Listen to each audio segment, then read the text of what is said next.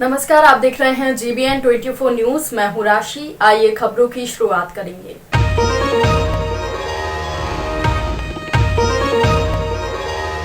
Corona की दूसरी लहर से राज्य सरकार परेशान है। तमाम वो प्रयास किए जा रहे हैं जिससे प्रसार को रोका जा सके।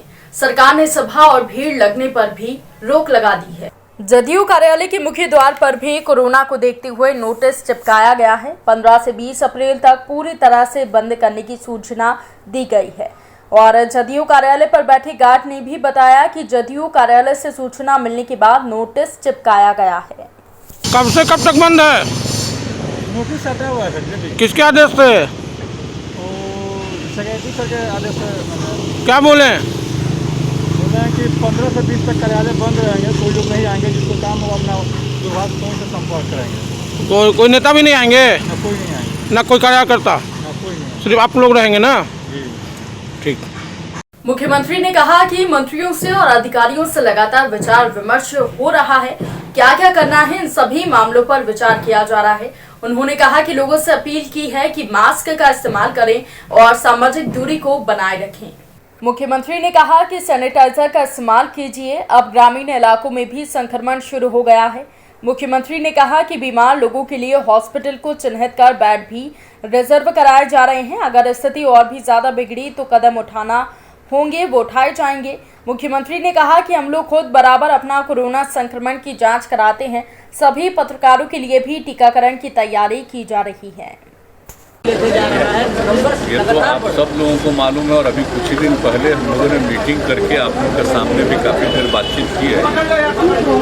ये तो दुनिया भर में ये स्थिति उत्पन्न हुई, अपने देश में भी और धीरे धीरे अपने राज्य में भी। और जिस तरह से तेज़ी से बढ़ रहा है तो एक एक चीज़ पर नज़र रखते हुए और इसका टेस्ट ज़्यादा से ज़्यादा करवाना वही सबसे बड़ा उपाय है कि जितना हम लोगों ने टेस्ट बढ़ाना शुरू किया है उसी से पता चलेगा। और ख़ास करके RT-PCR का टेस्ट होगा तभी सबका जो पता चलता है। उसी क्षेत्र में हम लोग बहुत तेज़ी से आगे बढ़ रहे हैं। अब तो 1 लाख से भी आगे बढ़ना है, बढ़ना शुरू हुआ है, आगे भी कराएंगे, नंबर 1। और दूसरा जो टीकाकरण, ये टीकाकरण भी मैक्सिमम हम लोग करवाते रहेंगे ताकि लोगों पर इसका असर कम से कम पड़े। तो इसके लिए हम लोग दोनों तरफ काम कर रहे हैं। और एक सबसे खास बात ये है कि सब जगह फैल रहा है। तो आप जानते हैं कि हर राज्य के लोग दूसरे राज्यों में जाते हैं, रहते हैं, काम करते हैं, तो अपने यहाँ के लोग भी जाते हैं। तो अब वैसे लोग जो कहीं दूसरी जगह काम अब उनको दिक्कत हो रही है तो लौटते हैं। तो अब ये सिलसिला चलेगा। तो जो बाहर से आएंगे सबका जांच किया जा रहा है। अगर जांच हो जाता है तो पता चल जाता है और उनको सुरक्षित रखा जाता है।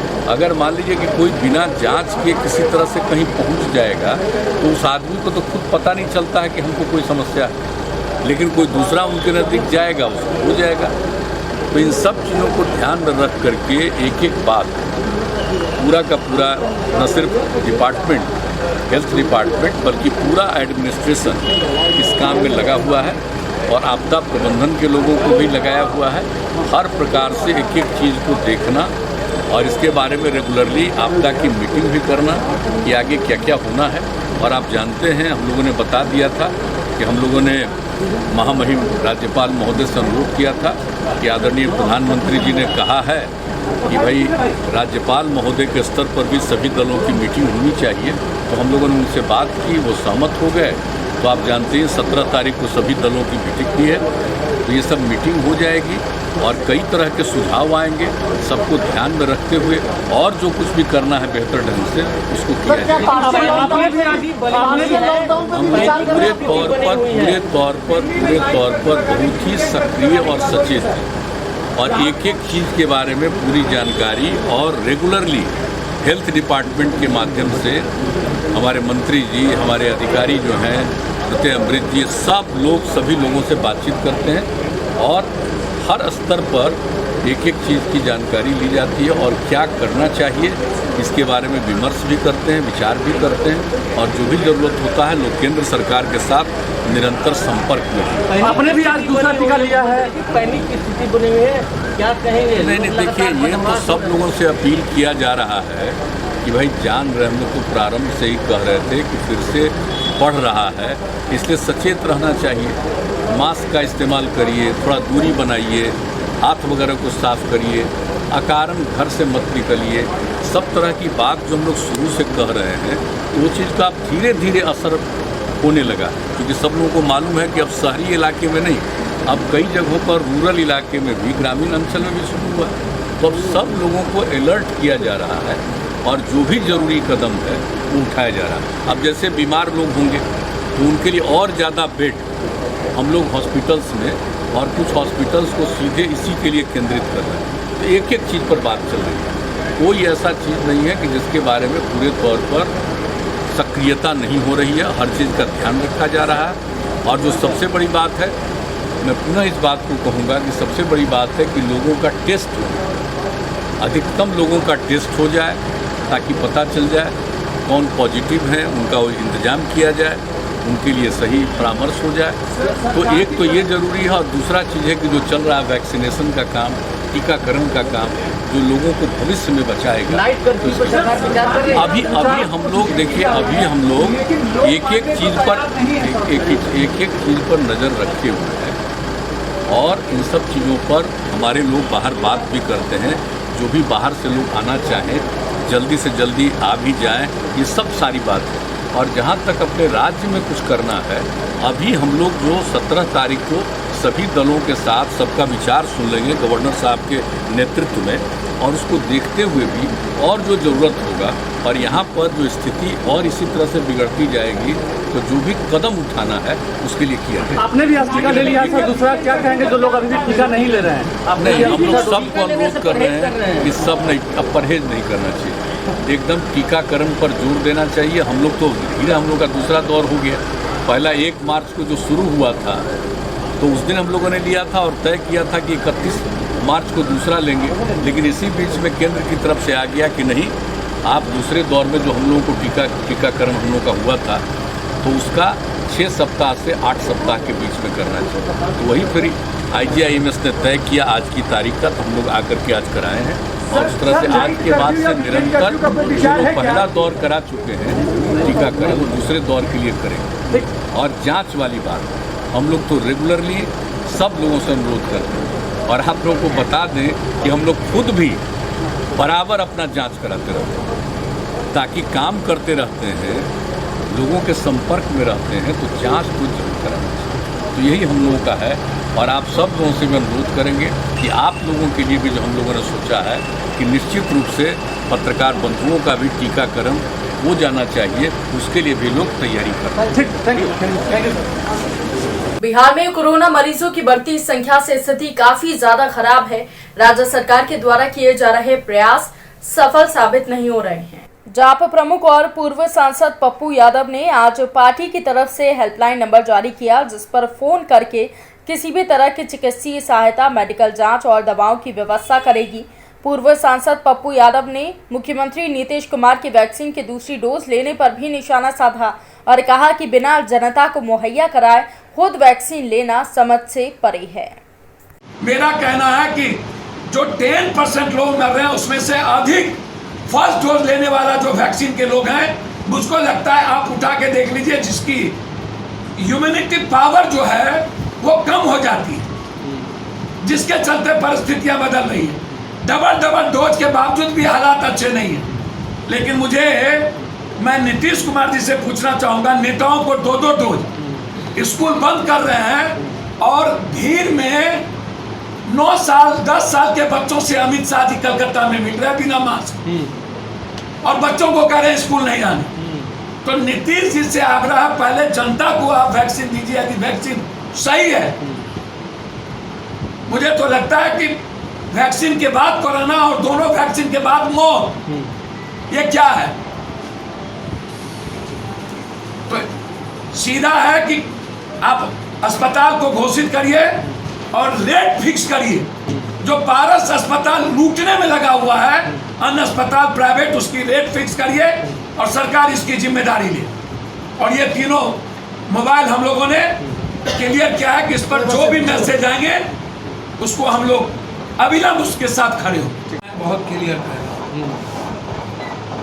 पहली बात कि किसी दूसरी बीमारियों के लिए अस्पताल में कोई जगह नहीं है, ओपीडी बंद हो गई, लोग परेशान हैं, लोग लौट रहे हैं, डायलिसिस नहीं हो रहा है, कीमो नहीं चल रहा है। बिल्कुल बिल्कुल।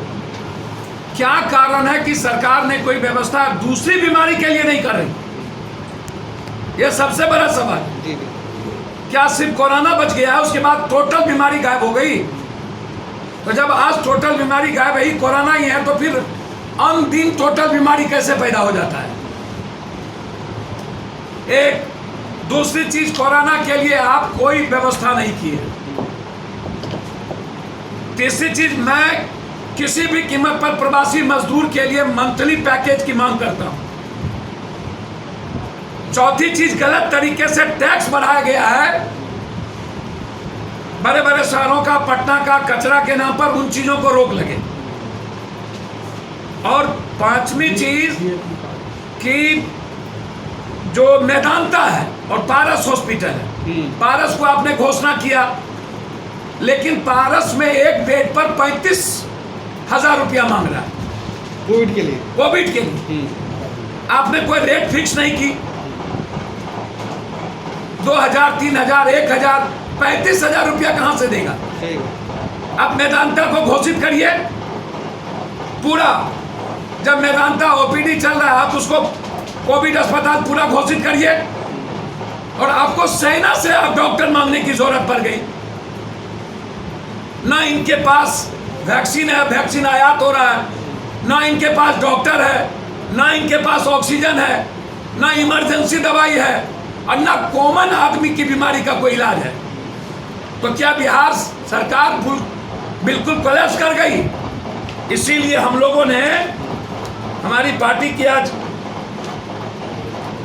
एक कोर कमेटी की बैठक अभी लगातार 3 घंटों से इस पे चल रही है कि हम लोगों ने तय किया विलंब गवर्नर 4 दिनों के अंदर गवर्नर से हम मांग मिलेंगे कोरोना के और इस हालात के पर। उसमें 2 मुद्दा हम लोगों का है। एक है वैक्सीन, प्रवासी मजदूर को किसी भी कीमत पर रोजगार आप नहीं देंगे, 6,000 मंथली करिए। हर परिस्थिति में ये लड़ाई होगी, जरूरत होगी तो सड़कों पर जाएंगे। तीसरा, मधुबनी इंस्पेक्टर निर्मल बबना और शराब, इसकी इंक्वायरी सीबीआई से, इसके लिए हम लोग गवर्नर से मिलेंगे। मधुबनी परिव्यवस्था, इंस्पेक्टर के परिवार को नौकरी हर परिस्थितियों में, और 50 लाख रुपया तीनों फैमिली को, इसका डिमांड हम लोग करेंगे। अभी हमने मेदांता और अन्य अस्पतालों की मांग किया। 3 नंबर हम लोग अभी दे रहे हैं। दीपक कुमार जो हमारे साथ काम करते हैं, 6209213920, 6209213920। दूसरा मेरा जो मुन्ना जी है मेडिकल इंचार्ज, 9122162845, 9122162845। और तीसरा विनय जी जो पार्टी के तरफ से काम देखते हैं, 7004091130, 7004091130। ये 3 नंबर जहां भी कोरोना से प्रभावित लोग या किसी भी बीमारी से प्रभावित लोग परेशान है, इस तीनों पर करिए। हमारी पार्टी और हमारा मेडिकल टीम उसका कोऑपरेशन करेगी। सरकार से हम लड़ेंगे। इसीलिए आज की कोर कमेटी में यह निर्णय लिया गया कि हम लोग किसी भी कीमत पे बिहार में अन्य बीमारियों को जो नेगलेक्ट किया गया, उसको हम लोग किसी कीमत पर हम सफर नहीं करने देंगे। कोरोना के नाम पर लूट नहीं होने देंगे। प्रवासी मजदूरों को भूखे मरने नहीं देंगे। और बिहार को खूनी खेल खेलने की इजाजत किसी संगठन और नेता को नहीं देंगे।